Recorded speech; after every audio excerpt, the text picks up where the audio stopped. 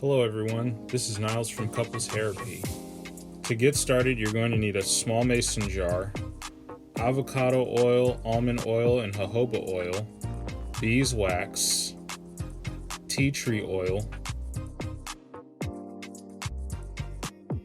mango butter, shea butter, and cocoa butter. Start by pouring the beeswax into the mason jar. Follow that with a piece of cocoa butter. Follow that with some mango butter, and finally some shea butter. There's no exact measurements, so as you can see, I added some more beeswax and cocoa butter to balance it out. I followed that up with some almond oil, then some avocado oil,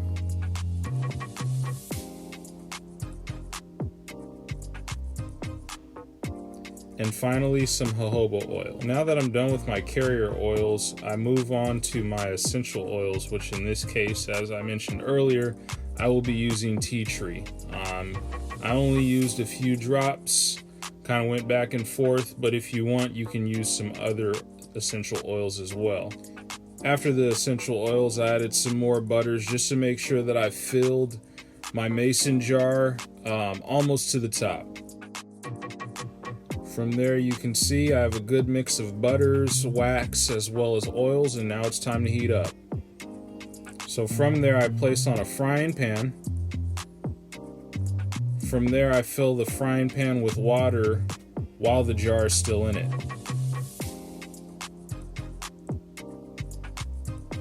After that, you want to turn your heat up in order to get the water to simmer and eventually boil. This will begin to melt all of the contents.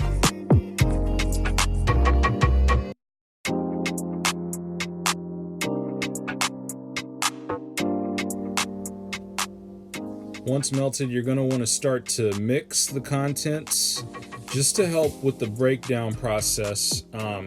Everything seems to mix pretty well and melt pretty well, but it doesn't hurt to use a butter knife, or in this case, all I had was a cheese knife, so I used a metal cheese knife to mix it up and help with that blending process.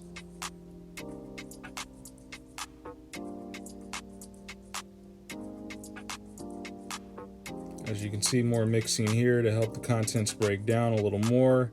The wax is kind of hard, so it takes a little while longer for that to mix than anything else. Once you turn the heat down, feel free to continue to mix and let it cool off. Once it's cooled off a little bit, you want to take an oven mitt or something to hold hot glass and sit it on a cooler surface, not too cold to break the glass, but just something that'll allow it to cool down. And as you can see here, the contents have started to solidify. Now, usually it doesn't take very long for the contents to start to solidify. I like to make it towards the evening time just to give myself enough time to where I don't have to actually put it in the refrigerator to cool off. But if you are in a rush, that's always an option. And here's the finished product. Thanks, guys.